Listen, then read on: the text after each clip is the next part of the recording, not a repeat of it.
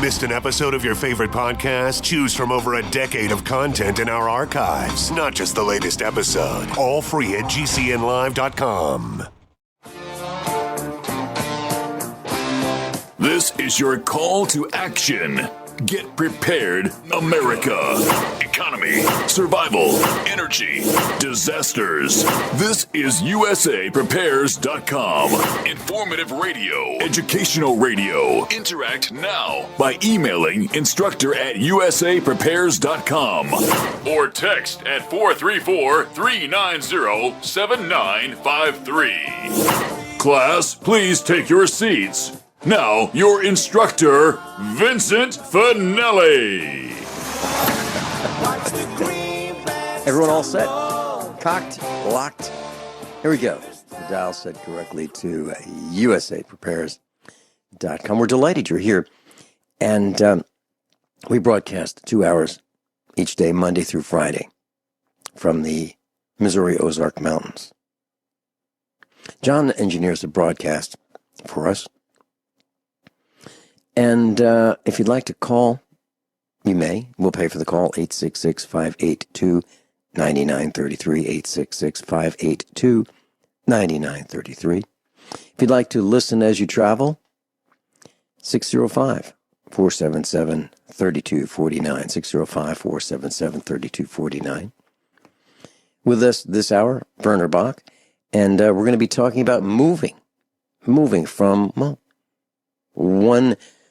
one country to another, because a lot of us are just fed up with what's happening here. It's disgusting in our political morass. Welcome, Werner Bock. Your listeners.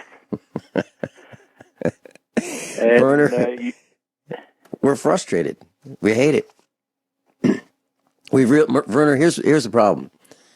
I was in the shower this morning, and that's one of the times I get a chance to think semi-clearly. And I was thinking about slavery, and how we had slaves here in the United States to help build the country. And now we still have slavery. And what's happening is there's this contest, this presidential selection. And we have the establishment, the masters, that would be Hillary Clinton and thugs. And then we have another guy who is not part of the establishment, and that would be Donald Trump. So people who are slaves maybe they haven't figured out that they're slaves, economic slaves, but they've had it, and they really want something different. They want someone to represent their thoughts, opinions, ideas, and they want this oppression to go away. They want the oppressive taxes to go away. The rules, restraints. They want them to go away as well. And so there are people who are looking forward to Donald Trump being selected by the Electoral College to be the president of the United States of America Corporation. And then there are those who want the continuation of the existing regime, Hillary Clinton. And because of it, so many people are just saying they're fed up, they've had it. And I'm hearing things like, people are saying they're expecting the second revolution right here if Hillary wins. They are that frustrated. Now, we're not calling for that, but I'm telling you that's what people are saying. And so if that doesn't happen, then the next thing that people can do is just leave and go to another continent or another country. And I can tell you a number of our instructors have talked about just leaving, because this is such a big problem. We can't seem to have much impact on it, because the media is in with the masters, and the media is corrupt. So you've moved, Werner. You've moved across the ocean. You've given up living in your homeland, Germany, to come to North America. And can you share with us for the next hour what was going through your mind before you left? And then of course, if you had it to do all over again, would you have done it? And then what about What about the fears, the concerns? What about leaving the loved ones behind? What about how much could you carry with you? Was it in a paper bag? Was it in a one of those shipping trunks, or was it in a container? What was that like? I mean, how much did you bring with you? And how much did you have to learn? And how much did you have to adapt? And how much did you have to bite your tongue and not say certain things that you wanted to say that just bothered you, but you had to not say them for your own safety? So let's talk about that. Werner, what was it like? What was it like thinking about, before you moved, going through the process, investigating where you wanted to move to? Well,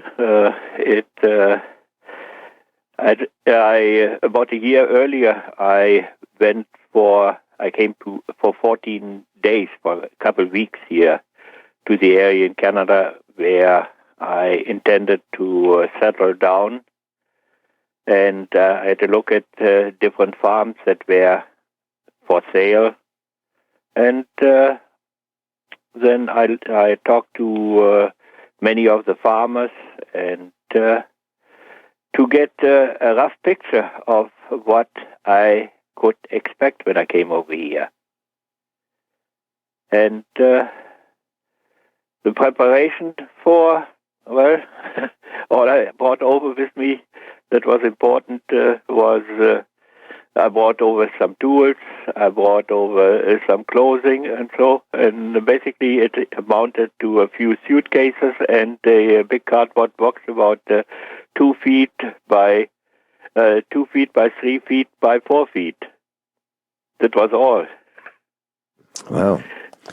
So not much in terms of personal possessions that you brought with you.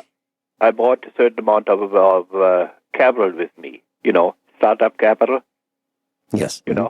Money. And this is what I found out too late, that the area where I moved to here, New Brunswick and here in the Maritime Provinces, that there was a certain amount of a certain number of the business community that just were preying on newcomers that were bringing money into the region because they had sucked basically most of the people dry here, and they couldn't find any more people who fell for their schemes. So people just had hunkered down and tried to do as little as possible, to get by, so as not to feed basically the predator within their own community and within their own region, Werner, a certain amount of the business community and Werner, government. Okay, the same thing happens in the Commonwealth of Virginia, and that's considered the South. And so if a Northerner moves to Virginia, there's this kind of an expression that's really not, it's not said, but here's what it is. It's welcome to the South. We'll be glad to take your money. And that's what they mean. And back in the 1990s, I can tell you for certain that small businesses, mom and pop shops, the good old boy network, the blue bloods of the Commonwealth of Virginia, the people whose family members stole the land from the Indians, those people, the well-known names in the Commonwealth of Virginia, in the rural South, they would have businesses, and they would have a two-tiered pricing structure. And what they would do is if one of their family or friends or neighbors who were Southerners wanted to buy lumber, for example, at the local lumber yard, they would have a different price from the Yankees. And the Yankees would be charged a higher price until the Yankees figured it out, and then the Yankees stopped buying from the good old boys. And I think that's what you're talking about, right? Isn't that what you determined as well?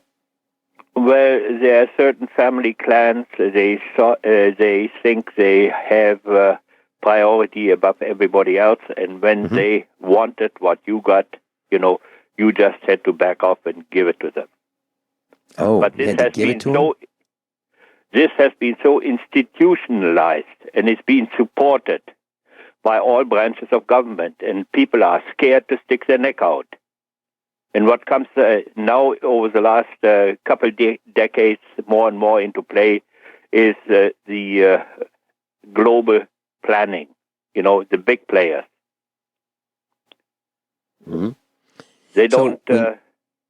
We came here because we hoped, most of us, we hoped that we would be independent, farmers, as long as we could manage the things. But then, too late, many found out that there was some real dirty play going on. And it was basically, what I experienced, it was basically useless to ask for help and for protection from the government agencies that are supposed to protect you from those predators within the region. Mm-hmm. And what I first encountered, the trouble there, people were hinting to me there was a rogue group of, he said, Junior Chamber of Commerce. That's what I noticed there in the mid-70s, young fellas. A year earlier, they didn't have 2 cents to rub together, and within a year, they wanted to buy out half of the neighborhood. And when you did move out of the way, by hook and by crook, they succeeded in many instances. And as I say, it was no use trying to, when crimes had been committed in order to oust you, it was no use going to the law enforcement and to any kind of a government agencies. But then over the years, more and more the picture started forming that those local hoodlums, they were basically a part of a global plan to get, small enterprises, small farmers, small businessmen, get them out of the picture. And the predators, at first they eat the little ones, and then when they got no more people they can prey on, they prey on each other. And too many people they were in the community, they are participating in it, and they don't realize once they have done their duty, then they get thrown underneath the wheels. So when you decided to leave, what year was that when you left Germany to come to North America? It was in 1969. In spring 1969, I landed here in St. John. Mm-hmm. St. John, New Brunswick. Okay, let's talk some more about the trials, the tribulations, what some of the good things that happened, and let's talk about some of the bad things that happened that were challenges for you. Maybe that set you back a little bit or let you advance. Let's talk about those things when we come back. Werner Bock, New Brunswick, Canada. Last, I was reading a news article last night, and this one gun dealer was saying that he's having a pre-election gun sale. And he's saying that if Hillary is selected as CEO, gun prices are most certainly going to increase very, very quickly. And you may see some supplies dwindle very quickly. So I thought that was interesting, a pre-election gun sale. You might want to find some wisdom in those words, that if you don't have protection for you and your family, you might want to consider getting it post-haste. And there's a gun show, an RK gun show, October 22nd and 23rd, 2016, October 22nd and 23rd, Kansas City, Missouri, at the KCI Expo Center. And I've been there several times, and I've spoken there, so it's a really nice venue. That's October 22 and 23, rkshows.com. Werner, so what about setbacks? Did you have any setbacks, when you landed? And how did you get here? What was your method of transportation?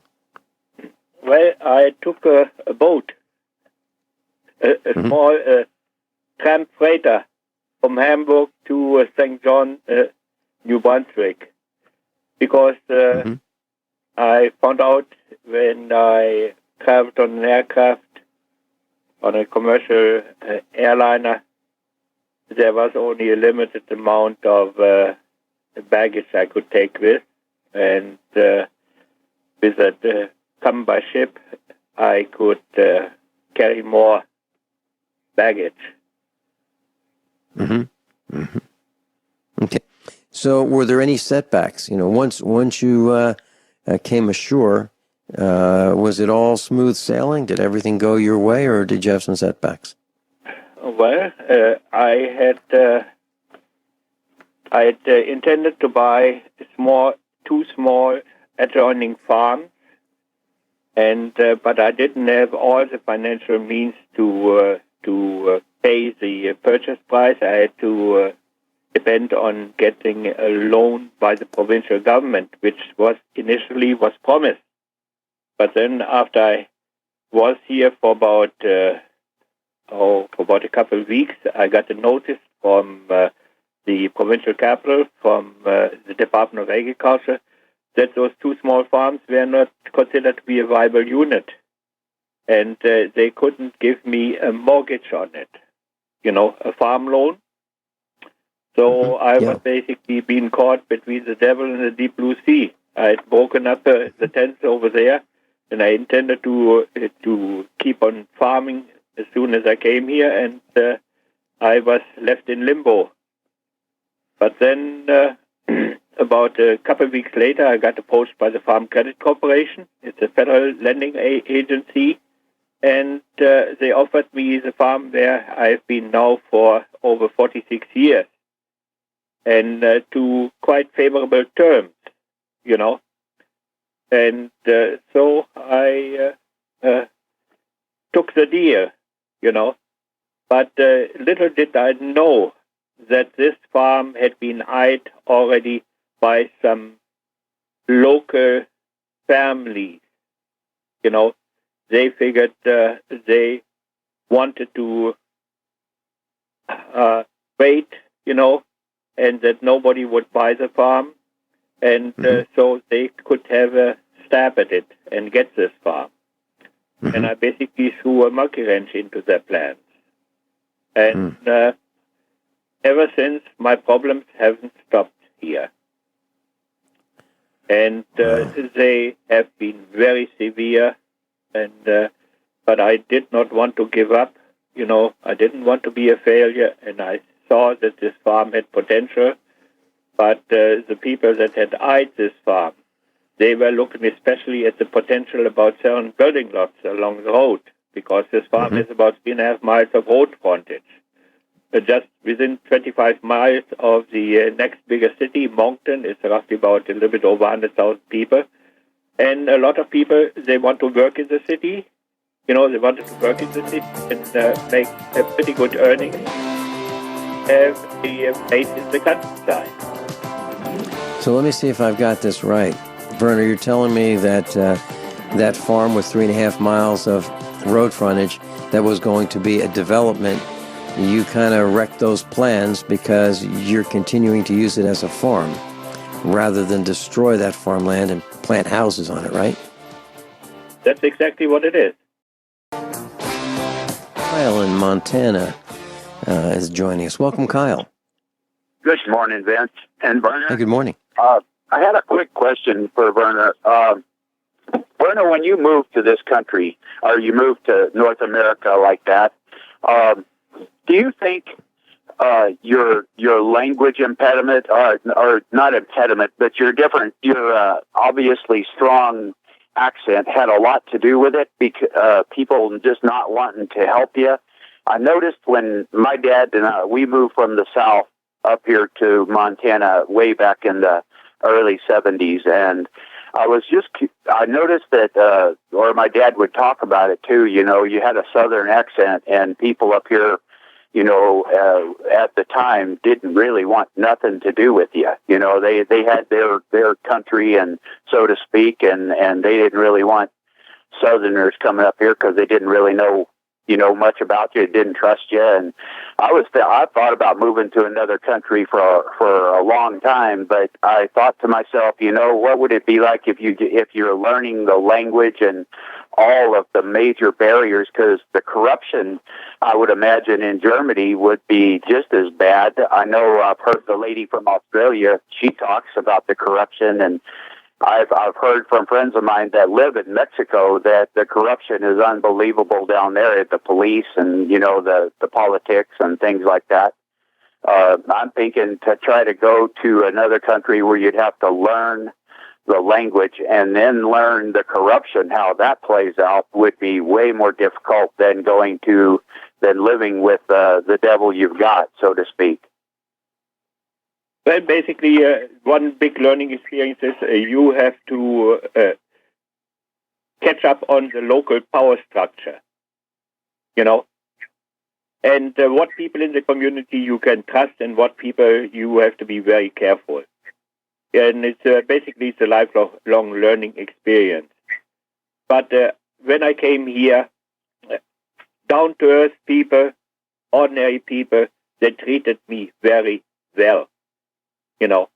And I gave them to understand that I was of goodwill and it was being appreciated by the ordinary people, But then you have this kind of people because they think they run the community for generations, and here in Canada, especially in Eastern Canada, because they were of British heritage, some of those people, they have a kind of a chip on their shoulder. And I was being told, oh, you fellas, you should be able to come here and buy a farm. You should be working for us. And I answered, what do you think? Do you think I came here, bought most of my working capital with me, and what I didn't have, I had to take on a mortgage? I was independent. I was self-employed as a farmer over in the old country, and I come here in order to work for you. This is that hang-up of the old colonial powers, and those families. They think everybody has to kowtow to them. Yeah, I would think that would be very, very hard to deal with. And I can only imagine, I imagine that you spoke English when you moved here. Is that correct? Yeah, I had, for 4 years in grade school, I had English. And then I went 2 years to business college, and I basically improved my English language. But then I hadn't spoken it for about 9 years. But it gave me, still when I came here, it gave me a good basis where to start. Sure. Again. Yeah.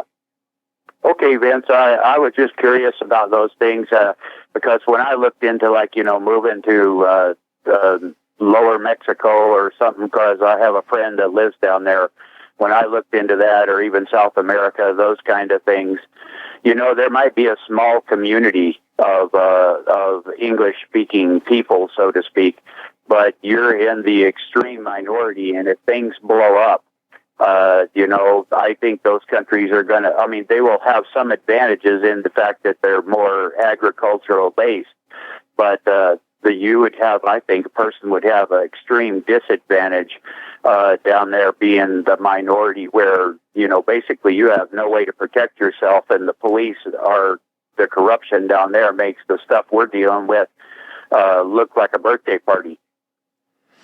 Yeah, and I talked with our son, probably a year ago, maybe more, and he said, Dad, when things get bad, the police are going to be independent contractors. They're going to go into business for themselves, and that's what you're talking about in Mexico. You've got to bribe your way through the political system and through the government employees. So it's going to be very difficult. And Kyle, you talked about the accent. I didn't realize I had an accent. I really didn't. I thought, mine was pretty neutral. Well, when I lived in Virginia, they said I had a really, really strong accent, and I didn't realize that. And it was to my disadvantage, because they were absolutely certain, as soon as they heard a few words from me, that I wasn't, I wasn't native. I wasn't part of the heritage that stole the land from the Indians. I didn't do that. So I was not as, my money was welcome, but I don't think I was as welcome. And because I had some skills that the Southerners in the area did not have, meaning computer skills, they kind of had to put up with me. But blood is thicker than water. It really is. And if they're going to throw anybody overboard, I would be the first one to be thrown overboard because I wasn't related. And it's absolutely true. So that's why Werner and I are talking about this, because to leave the country and go to a foreign land, it is a foreign land. And you're a foreigner when you do that. And probably from their perspective, they'd rather not have a foreigner come in. They'd rather have people like them stay there. For sure. Rather than have, and because they're right. Yeah. The crazy thing is, you think about these big cities. What happens when those big cities develop? You will find Chinatown. You will find an Arab part of the town. You will find a Mexican part of the town. You will find a black part of the town. Because people they congregate with people of their own race. It's just a matter of I think personally it's part of a base survival instinct. Well, people generally like people like them. So, and that's exactly what you're saying. But, there are a few of us who, I don't know, don't seem to see these differences. I have friends of all colors, and I have friends of all faiths. And I don't look at them as being defective. I look at them as individuals. Seriously. I have a friend who's Jewish, and we have a lot of the same values. And when he comes here and he says grace, the only thing that's different about his grace from our grace is the word Jesus. Jesus isn't in his. Pretty much everything else we agree on. And so I like people with the same values, the same morals, the same code of conduct. That's what's important to me. I guess Martin Luther King talked about that, the content of one's character. Yeah, I totally agree with you. I've got friends even up here that are black and Catholic, and we don't agree on some things, but overall we agree. But I have one more thing I wanted to tell you, Vince. I love your show, and I'm hoping and praying that you never stop, because it's the thing that gets everything moving in the morning for me. I never miss it. Except when I'm just absolutely buried in stuff that I got to get done. And I just wanted to tell you that I appreciate your show extremely. Well, it's interesting you say that, Kyle. I thank you for your comments. And I've been thinking about, am I going to continue? And I'm very serious about this. I've had this discussion with a number of our instructors. Phone rings off the hook here. And unfortunately, I can't take all of the calls. But I don't know if I can continue this. I don't know. I really don't know. And I don't. Well, I'll just say it. I wasn't planning on discussing this, but there are so many things that I need to do here at the farm that I can't seem to get done. And I've mentioned that everything is harder, everything takes longer, everything is more complicated, and is it me? Maybe. Maybe it's partially me. Maybe it just takes me longer to move things from one place to another. Maybe it takes me longer to figure things out that maybe when I was a little younger I could figure out faster. But maybe it's not that. Maybe it's just life is just so darn complicated that I can't do it all. And so what do I do? And, I was chatting with Mrs. Finelli, and I was chatting with our children that, maybe I just can't do this much more. Because if I had those hours in the morning before the broadcast, preparing for the broadcast, I could do farming. If I had the hours of the broadcast, I could do the farming. And if I had the hours from not being on the telephone, I could do more farming. And so I don't know. I don't know about the future of this broadcast. Maybe one thing to do, and I've talked to Joey about this, is and some other instructors about having some some of us fill in, and so somebody take my place for, a week or so here and there and or a couple days. But I really don't know. I really enjoy what I'm doing. I really do. But I don't know if I can continue it much longer. I really don't know. So, well, sorry to put that damper on. No, I understand that. I really understand it. My wife and I have talked about it before, and we don't know how you can continue running the farm and doing this too. But I just wanted to say, for as long as you've been on, I'm grateful to have known you. Kyle, thank you so much for those kind words, and thank you. I'm quite touched. We'll be right back.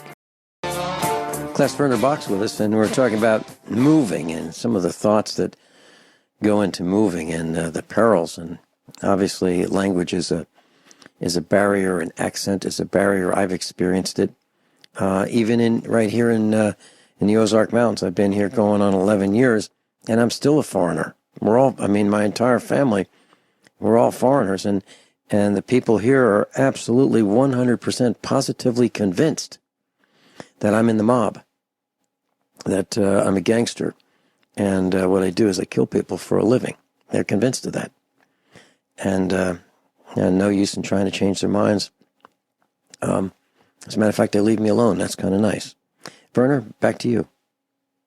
Well, Vincent, the previous caller, I want to agree with him.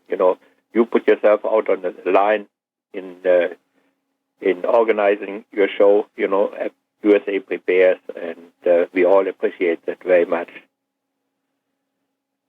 Well, I appreciate our instructors, Werner. I am the most fortunate guy on the planet.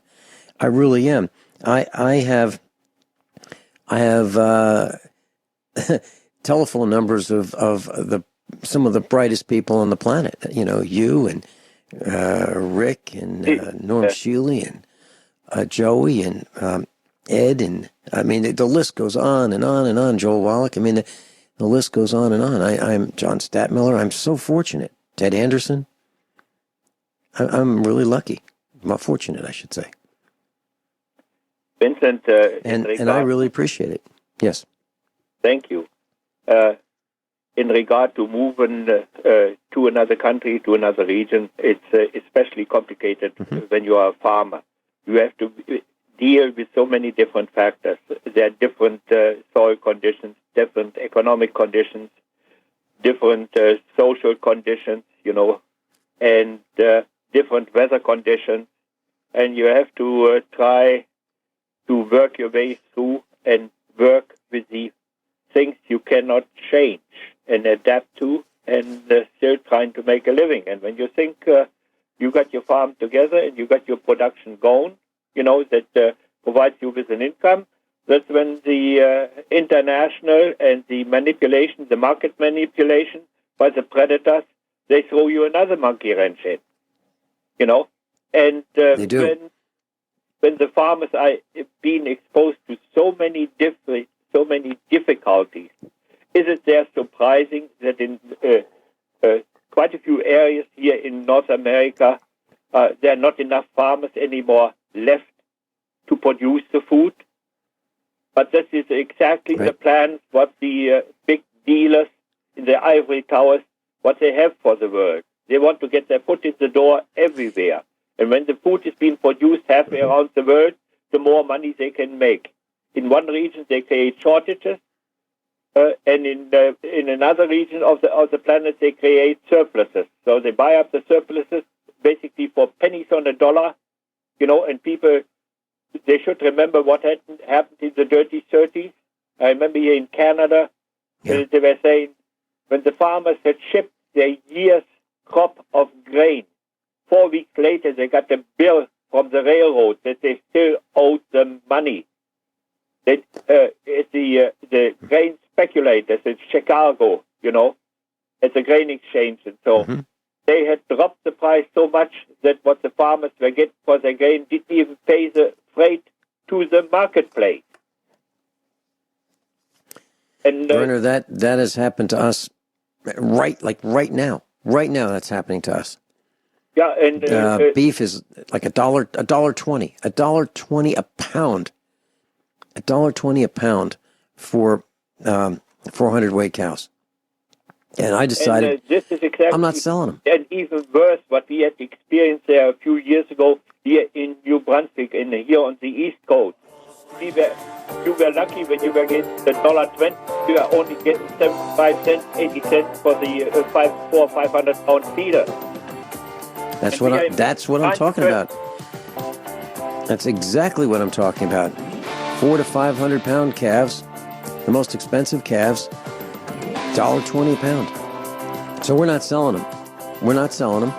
And maybe the price will get to the point where we can afford to sell them, or we'll just sell them privately. But we're not selling them into the market. We're not going to feed the beast. We're not going to do it. Werner Bock, thank you so much for being with us. I appreciate your friendship, your candor, your honesty, your intellect. Bye. Thank you for being one of us. Everyone all set? Cocked? Locked? Here we go. Hour number 2 of USAPrepares.com. I'm delighted to be broadcasting this hour with Glen Parnham. And his website is ihsite.com, ihsite.com. Welcome, Glen. Thank you, my brother. Appreciate it. Hey, last time you and I were on the air, which was last week, you were talking about this calf, this newborn calf, probably around, I'm guessing, I really don't know, but about 4 weeks old. And he was wheezing with every breath. And his full-time job, his sole mission has been, for the last couple of weeks now, is just breathing. And he breathes, each breath is like a donkey hee-hawing, every single breath. You can hear him from 100 feet away, breathing.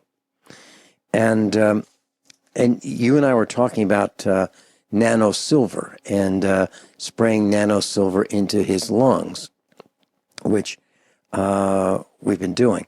But the challenge, as you mentioned last week, was how do you get this spray in a calf's mouth? And class, here's what happens. Think of this like a large dog, about a 150-pound dog, maybe getting close to 200 pounds. And you're trying to put something in the dog's mouth. And the dog's looking left, right, down, and just moving all around. And you just can't aim to get, to spray into his mouth. So here's, Glenn, I want to share with you a simple fix that we found. I thought, why don't I get a paper bag, the kind that you would bring ice cream home from a supermarket. They've had these half-gallon ice cream bags for, I don't know, as long as I can remember, 30 years, 40 years. Well, we have some. And I folded a cuff, about a 1-inch cuff on the open end of the bag to make it a little more sturdy, and so it would stay open. And I cut a hole in the bottom of the paper bag, about the size of a silver dollar in the center of it. And I would put this, I'd go down and sit on we give this calf fresh hay every day where his bed is. It's outside. And we have him out of the wind, and he sleeps behind the garage. And we made a large pen for him so he can get exercise and grass and water and all the things that cows would like to do. But he doesn't have a lot of energy. So I sit on the hay with him, and I take this paper bag and I just slowly put it over maybe 2 inches of his face, just the front of his face, and I spray the Nano Silver, like 10 or 15 sprays over a period of a couple minutes as he breathes in and out of this paper bag. So it's working. And I think he's getting a little bit better. And it's only been like 2 days since I've been able to get the silver in, and I only have the 40 parts per million. I don't have the 200. So what are your thoughts on that? Well, as with any mammal, and animals are mammals, okay, if there's any lung problem, so, if we talk about human beings and asthma as an example, asthma is a fungal infection of the lining of the lungs, okay, and we've helped hundreds of our clients, all right, and if it's a real bad fungal infection in the lungs, asthma, then I always recommend that if they don't have a nebulizer, get one, and instead of putting medications in it, put the Super Silver, and it turns it into that micro mist that you breathe up in, down into your lungs. If it's simply an upper respiratory problem, as they spray the silver into their mouth and breathe very deep, it'll suck it into the upper part of the lungs.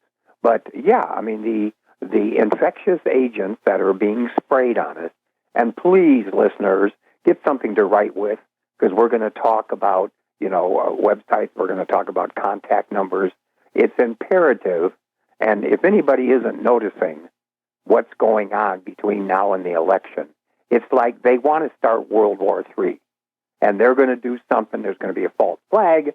That they're already spraying infectious agents on us in the chemtrails, and they can add anything they want, okay, because I'm getting calls from all over the country, because I'm on the phone 12, 14 hours a day doing free consultations with people, and this, and you can call it the chemtrail flu, you can call it whatever you want, but they're spraying all over the country, and I'm getting calls from people that just have the most horrendous infectious things going on in their lungs. And of course that's going to affect the animals like you're talking about. They have to breathe the same air we do, okay? And what these satanic organizations are doing, because they want to create a pandemic so they can force vaccinations. Okay, look what California just finally finalized. There is no exemption from any vaccines. Well, there's the start of medical martial law, where they're going to come around and force you to take a vaccine and force your children to be vaccinated. And please, with this flu season, quote unquote, starting, okay, don't take a flu shot. If people, please just do some research into the vaccines, what's in them. Every vaccine has got aborted baby cells and other toxic ingredients in it. Vaccines have never stopped any disease, all right? And for infections, see, we are exposed to low-grade infections every day, just like your calf, just like people's animals, just like children, okay? And children who go into public schools are walking into a petri dish. That's what's so important about having some Super Silver on hand, all right? Because my biggest concern, I have talked to our manufacturer, and the manufacturing process for a nanoparticle of silver, it's not like the old colloidal silver that you've heard about, okay? They've already had visits from the government. Let's call the government agents the men in black, whatever you want to call them. And they have been told that when the pandemic starts, not if, when, they have it planned, that the government is going to insist on every ounce of their production is going to be taken over by the government. You won't even be able to get it. That's one of the reasons Canada, we used to ship in millions of dollars of Super Silver into Canada, and even though we've got like 50 medical studies on our product, Health Canada, which is the same, it's the FDA of Canada, okay, it's controlled by Big Pharma. They don't want any competition, okay, so they banned our Super Silver product up in Canada. It's illegal over in Europe. That's going to happen here when they release a full-blown pandemic, and it's already started. You have Lyme's disease, which is a man-made bioweapon, okay, that was created on Plum Island. If your listeners don't know the story of that, they can go on the internet and look it up. Ebola, okay, and see, most people don't know, and they hear about the Center for Disease Control, thinking that's a government organization. It is not. It is listed on Dun & Bradstreet as a for-profit private corporation licensed by the U.S. government, and lo and behold, they own the patent on Ebola. So what does that mean? You can't patent something that occurs naturally, okay, or occurs in nature. So Ebola is also, it's a man-made bioweapon, okay, all of these that are being released. Well, that sounds like a conspiracy theory, Glenn. Well, then you go ahead.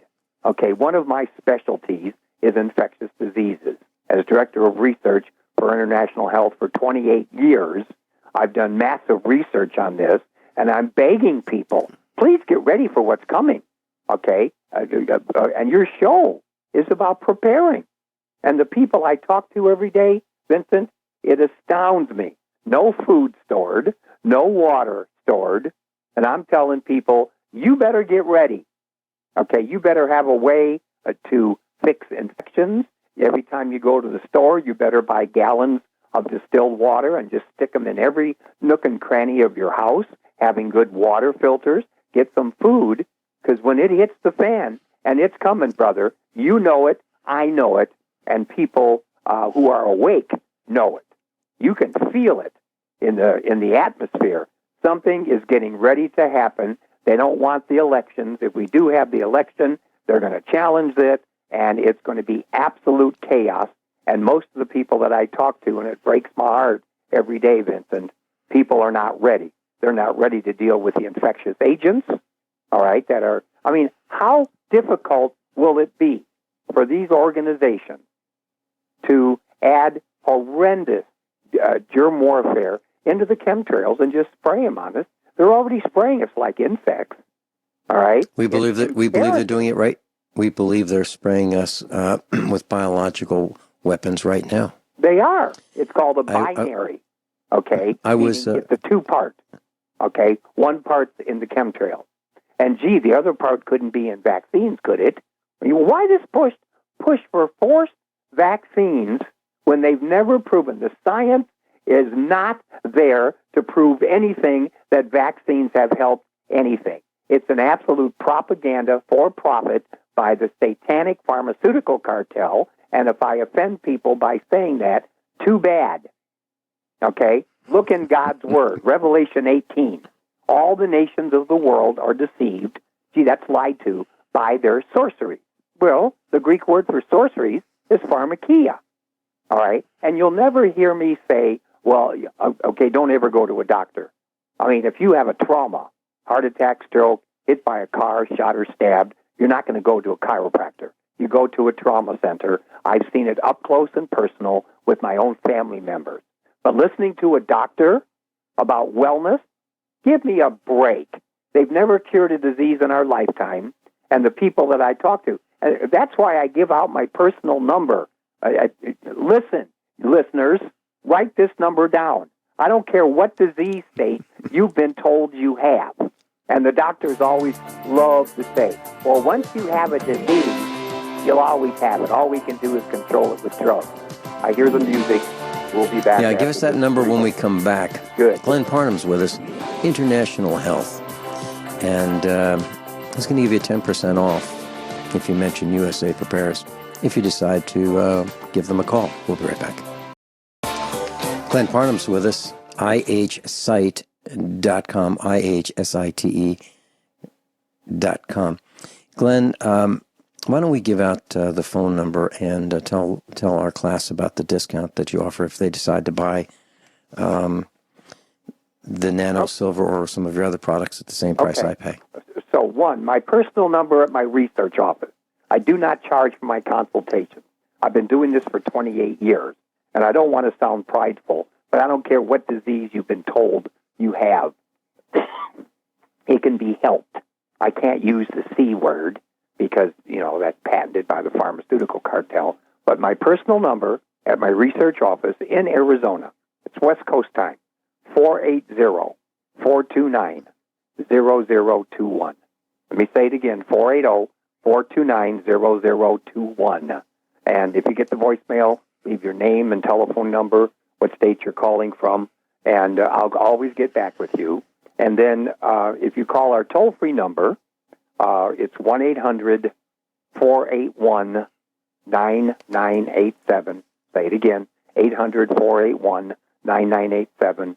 Tell the live operators that you heard me on Vincent's show. You get a 10% discount, okay? And again, I want to emphasize, please, if you're listening to this show, which talks about being prepared, all right? And anybody who thinks, well, I don't have to be prepared, quite frankly, and there's a difference between ignorance and stupidity. Ignorance is They just don't know. My people perish for lack of knowledge. Lack of knowledge is just being ignorant. Not seeing, not knowing what's coming, then you're stupid. Okay? And quite frankly, and it's very sad, but you deserve what's going to happen to you.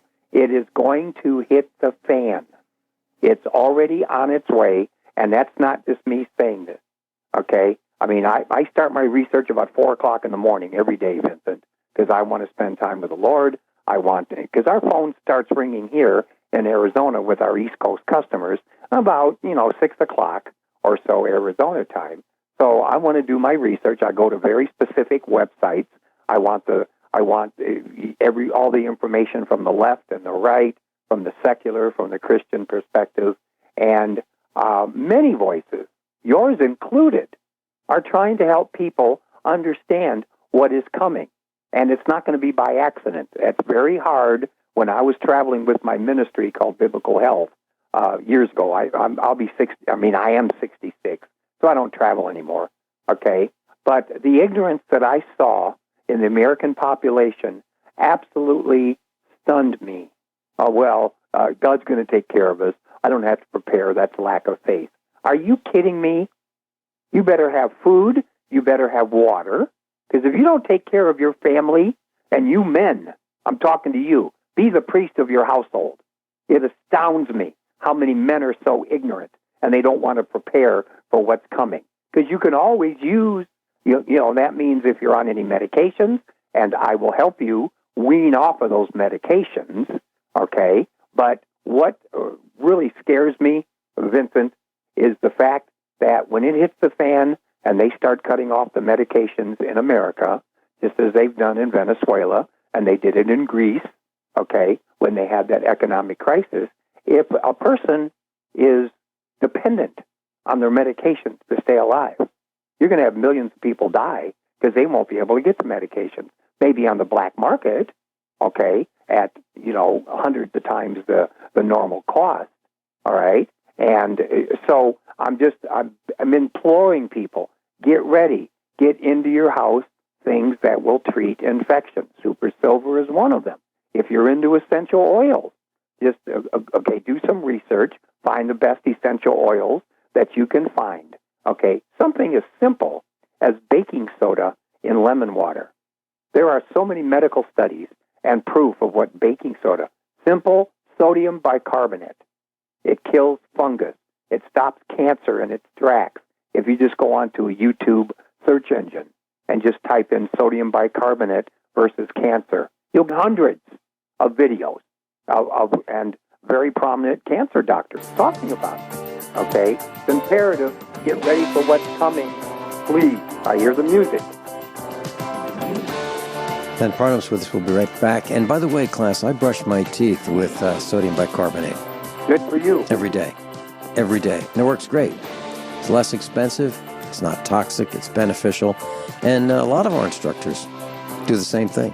We'll be right back. Glen Parnham's with us. Hey, Glen, your website is ihsite.com, ihsite.com. We're talking about some of the threats to our bodies. And here's one that's maybe it's inverted. This thing is absolutely inverted. And there's a post that's on our website. I believe I just posted it. I think it took. Journalists shower Hillary Clinton with campaign cash. Now, this is exactly backwards. You would think that someone who is running for a political job would be trying to bribe the journalists. It's exactly inverted. The journalists are showering Hillary Clinton with campaign cash. Now, the reason I'm mentioning this is because here's the scenario. So we're in Washington, D.C., and we're on the Beltway, and it's easily 5 lanes wide, all going in one direction. There's a traffic jam. And that senator, whoever that senator or Congress critter or bureau rat, whoever is in one of these cars, knocks on the window of the limousine and says, "Hey, what are all these people doing? What is going on? How come we're not moving? I've got important stuff to do. What's in front of me, and who are these people in my way? These useless eaters." I have a feeling that that's how they look at us, Glen Parnham, and I believe they want us out of the way. Now, if they need us to fix their faucet, well, they'll tolerate us until we're done fixing their faucet. Then they want us out of the way. Do you think that's true, or is that just my wild imagination? Very true. You're exactly right. And again, I don't want to sound like I'm preaching, but anybody who is not somewhat aware of what's going on, and there have been, there are so many websites that talk about this, and a lot of them are fake, okay, or spewing disinformation, but you can't get away from what's called the Georgia Guidestones. And if people don't know what that is, outside of Atlanta, Georgia, since the 80s, has been a 30-foot tall granite stone monument. Okay, that is the what do you want to call it? The 10 Commandments for the New World Order. Okay, and the first commandment is to reduce Earth population to 500 million or less. That means they got to wipe out 7 billion people. We are useless eaters. You're exactly right. Okay, and for those of you who proclaim to be Christians, it's in God's Word. We're right in the middle of Matthew 24, all right? And even for the secular listeners, okay? What is going on right now? And God's Word is very clear. Everything hidden will be exposed. Well, if anything is happening in this political circus that's going on, the exposure of the criminal class, okay? How can, and I am apolitical. I am not for any of the political parties. They're all scumbag liars, okay? And there might be a few righteous ones. God always puts righteous people in areas where there's deep darkness. You know, that's why so many people call Washington, D.C. the District of Criminals. Look at the absolute facts about this woman running for president, the criminality, but all of the media is bought and paid for. It has been for decades. And the people will do some research. See, that's why I'm in such a hurry to get people healthy. Because if you think it's stressful now, you haven't begun to understand what is coming on this nation. All right? And the criminal class that has been running this nation, and I believe it goes, and it's way before the assassination of Kennedy, but that was a coup. That was more than just an assassination. That was a takeover of our government. We have not had a constitutional republic for our government since, he was assassinated back in the early 60s. And it's gotten worse and worse. The banking cartel that runs things, the medical cartel, it is demonic at its core. I mean, look what they're doing, okay, to not only our children, but people. I talk to people every day. That's why I give you my personal number. I want to help you get off multiple medications. There is a weaning process of getting off of medications because medications simply cover up the deterioration of certain organs in your body. And the question I always ask people is, wait a minute, you've been told you have diabetes. You have been told you have liver disease or kidney disease. What makes those organs break down? There's no mystery. Toxic blood. That's why I'm so excited about the product Protovite. I mentioned it on the show last week, okay? And please, people, call me at my research office. There is now the biggest breakthrough in the history of human nutrition that starts to change blood chemistry within 5 minutes. And we have irrefutable proof. Protovite.biz, B-I-Z, if you want to see it. But it's imperative. If we don't help people get off their medication. I just got an email this morning because I'm signed up for dozens and multiple dozens of medical and scientific websites, okay? And a doctor has helped people cure his patients by simply fasting, okay, off of all diabetes drugs and that. There's no mystery to diabetes. You're causing diabetes in your body by what you eat. And the 6 satanic corporations who control our food supply, okay, have put chemicals in the food to cause disease. Oh, that sounds conspiratorial, Glenn. Good. Then do some research and quit being so ignorant. If you continue to eat dead, lifeless, chemical food, and here's a real simple rule of thumb. If you see a product advertised on TV, it's genetically modified poison. Who can afford to advertise with a minimum cost of $250,000 for a 30-second commercial? The mom and pop organic store at the corner? No. The big multinational satanic corporations who control the food supply and their subsidiaries. It's genetically modified poison on purpose to create sickness, because people who are sick and tired and fat and depressed and got diabetes and cancer and all these diseases are very easy to control. That's their plan. Please call me at my research office, 480-429-0021. I don't charge for the consultation. My colleagues think I'm nuts. Oh, you could make another $100,000 a year. Just charge them. I said, look it, I can't do it. This is what God has called me to do. And I have no idea why he called me to be one of the medics for the body of Christ. And there's a lot of good people out there doing the same thing. You've got to get healthy. Don't fall for the lie that once you have a disease, you're always going to have it. All we can do is treat it with drugs. That's a bunch of crap.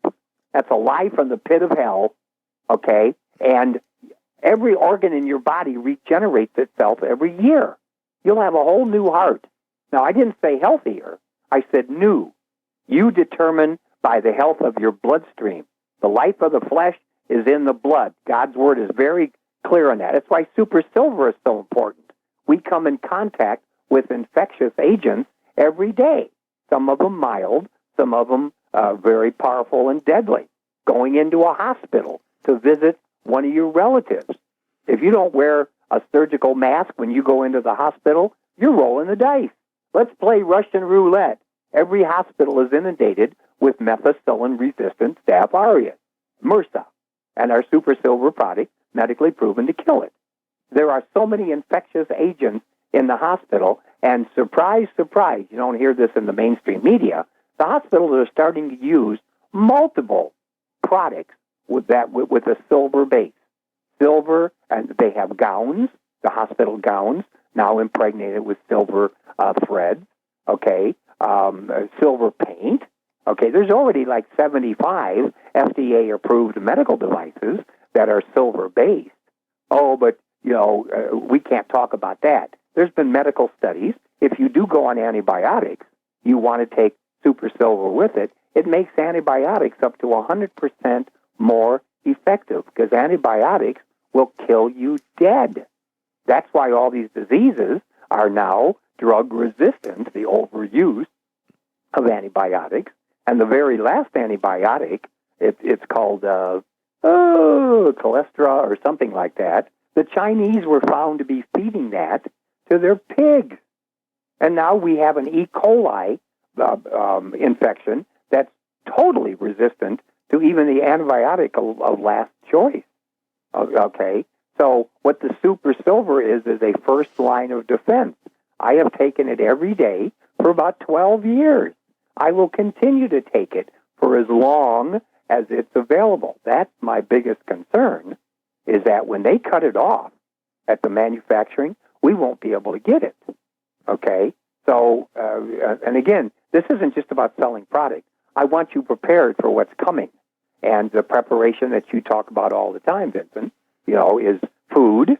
Get some food in your house. Get some extra water. Water will be liquid gold. When they cut it off, when there's an EMP attack, not if there's an EMP attack coming, why won't they fix the grid? They could do it for a few $1 billion.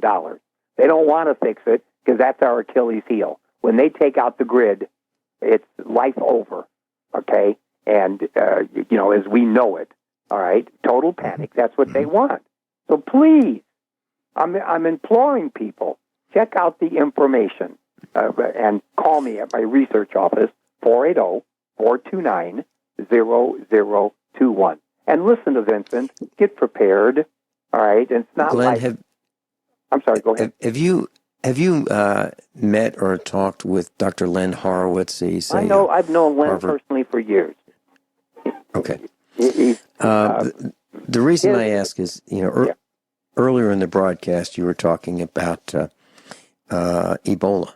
Yeah. And when I was chatting with Mrs. Finelli and Len Horowitz, the three of us, he said that back in the 90s that it was man-made, absolutely, positively man-made. Of course it is. And people are, and these are surgically delivered bioweapons. When I say surgically, I mean it's pretty precise who gets it. And you get it by an injection or promiscuous sex. What a great way to go. What a great way to spread this. And it's not like it's airborne and the wind can blow back on the people who release these killing agents. I've been watching a series called Vikings on Netflix. Oh no, I guess I have a DVD.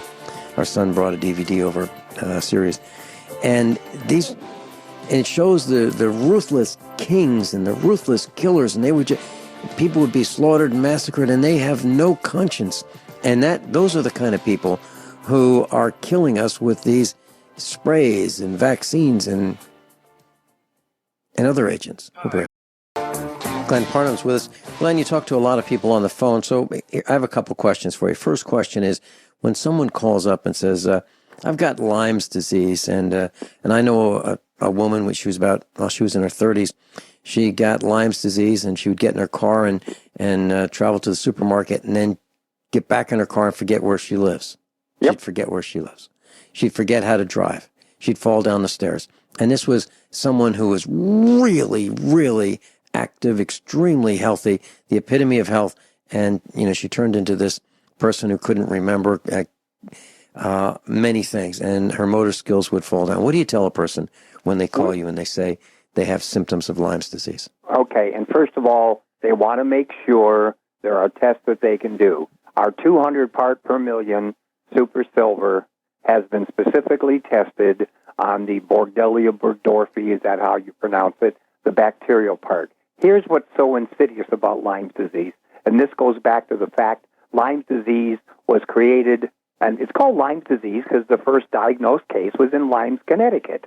That's not the story. The story is what's right off the coast of Lymes, Connecticut. The military industrial pharmaceutical laboratory for creating germ warfare called Plum Island, like the fruit.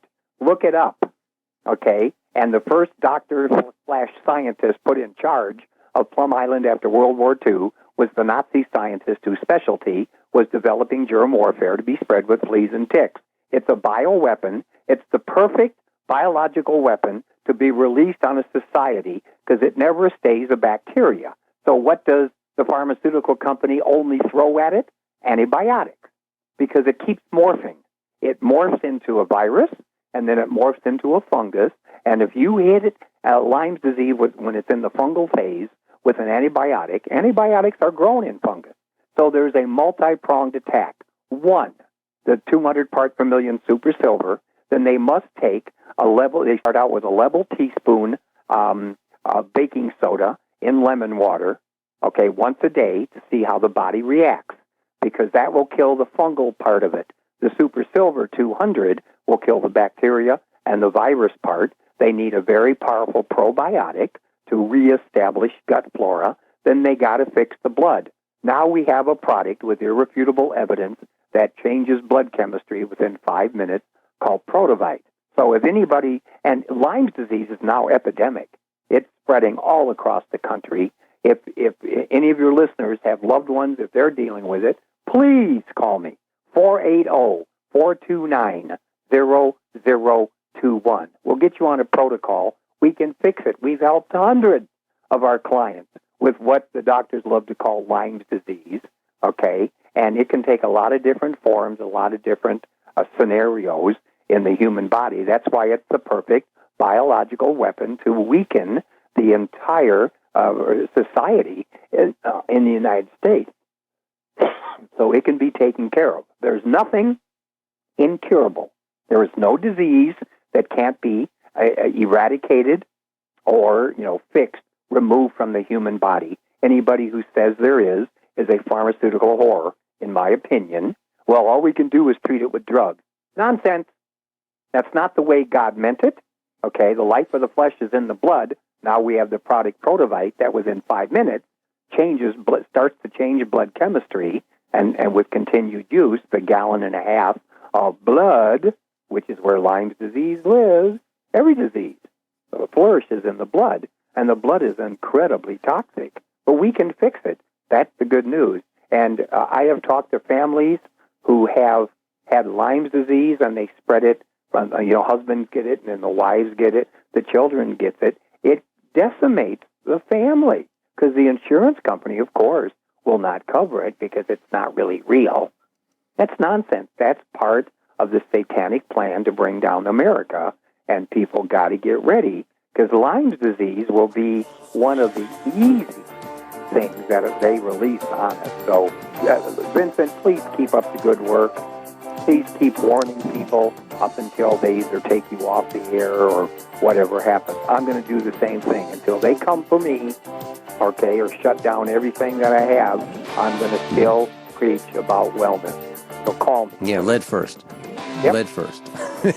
That's right, brother. Hey, Glenn, when we have you back on, can we talk about super turmeric and and the benefits? And also, next time, let's talk about asthma. And when you get that call about asthma, what do you do? Okay. Glenn, thanks so much. And class, the link's on the website, page 1, usaprepares.com. Blessings to you, brother. Take care. Thank you so much.